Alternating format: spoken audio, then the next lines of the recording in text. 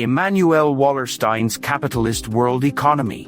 Immanuel Wallerstein was a sociologist who introduced one of the most important ways to understand how the modern world works, the concept of the world system. His idea of the capitalist world economy explains how different countries and societies are connected through a global network of trade, production, and power. According to Wallerstein, the world is not just a collection of separate countries but part of a single economic system driven by capitalism.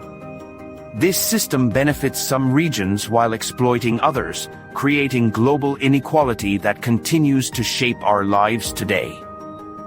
In simple terms, Wallerstein said that capitalism is not just an economic idea where people try to make profit. It is a global system that divides the world into groups that perform different roles. He identified three main parts of this system: the core, the semi-periphery, and the periphery. These categories are not based only on geography but on the level of economic and political power a region holds in the world economy. The core countries are the richest and most powerful ones. They have advanced technology, strong governments, and highly developed industries.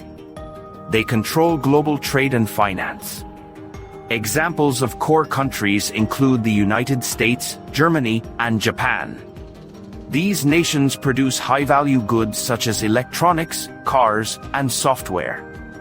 They also set the rules of the global economy and have strong influence over international organizations. The periphery countries are the poorest and least developed. Their economies depend mostly on exporting raw materials like oil, minerals, and agricultural products.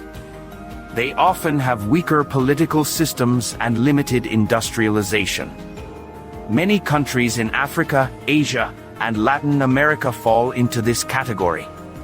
Wallerstein argued that these countries are often exploited by the core because they sell raw goods cheaply and buy expensive, manufactured products in return. This exchange keeps them economically dependent and prevents them from growing strong. Between these two extremes lies the semi-periphery. These are countries that have both industrial and agricultural sectors. They are not as rich as the core but more developed than the periphery. Examples include Brazil, India, and South Africa. Semi-peripheral countries often play a balancing role in the world system, as they exploit poorer nations while also being somewhat dependent on the richer ones. Wallerstein's theory helps explain why global inequality persists. He believed that capitalism as a system depends on exploitation. For rich countries to stay rich, they must keep cheaper labor and resources flowing from poor countries. This means that even though global trade connects everyone, it does not benefit everyone equally. The profits are concentrated in the hands of those who control technology, capital, and markets. He also said that this world system developed around the 16th century when European powers began colonizing other parts of the world. Colonialism allowed European countries to take raw materials, land, and labor from colonies at very low cost. They built industries at home and sold finished goods back to those colonies. This system of unequal exchange continued even after colonialism ended, through global trade, loans, and multinational corporations. According to Wallerstein, capitalism is not just about making products or earning profit. It is a historical system that constantly expands. To survive, it must always look for new markets, cheaper labor, and more resources. That is why countries are often pushed into global trade even when it does not benefit their people. Wallerstein called this process the expansion of the capitalist world economy. He said it is like a cycle that keeps repeating, with the core exploiting the periphery through new forms of economic and political control.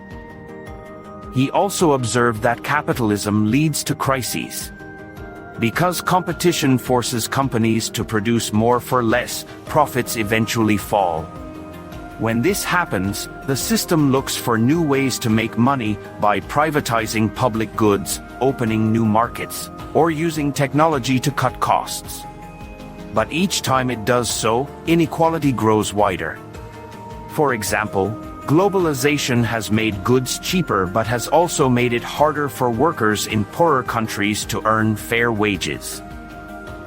Wallerstein's theory also connects economics with politics and culture.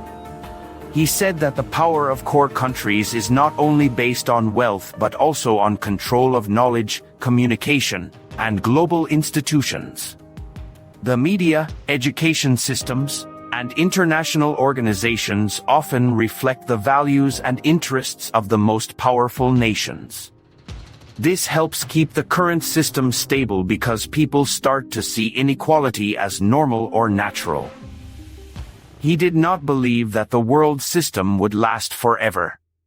Like all historical systems, it would eventually face a crisis it could not solve. Wallerstein predicted that the capitalist world economy would reach a point where it could no longer sustain itself due to growing inequality, environmental destruction, and social unrest.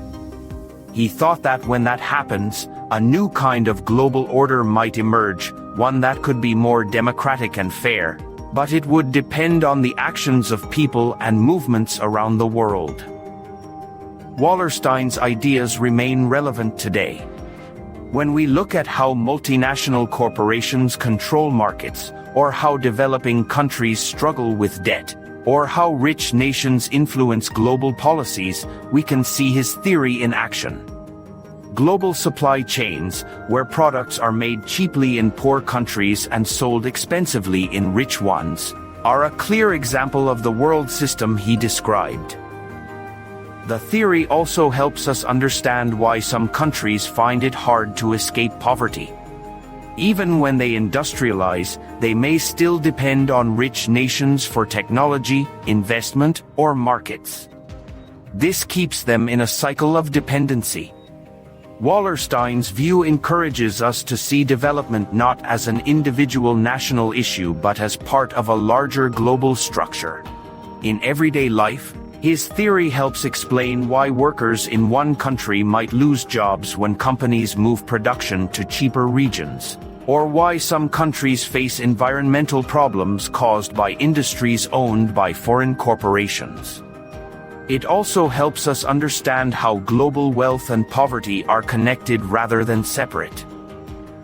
In conclusion, Immanuel Wallerstein's theory of the capitalist world economy offers a powerful way to understand how global inequality is built into the very structure of modern capitalism. It shows that the world's economic system is not neutral, it is shaped by power, history, and exploitation. By studying this theory, we become more aware of how deeply connected our lives are to global processes and how true justice requires change not only within countries but across the entire world system. If you found this explanation of Immanuel Wallerstein's capitalist world economy easy to understand and useful, please like this video and subscribe to the channel for more educational content on sociology and social theory explained in simple language.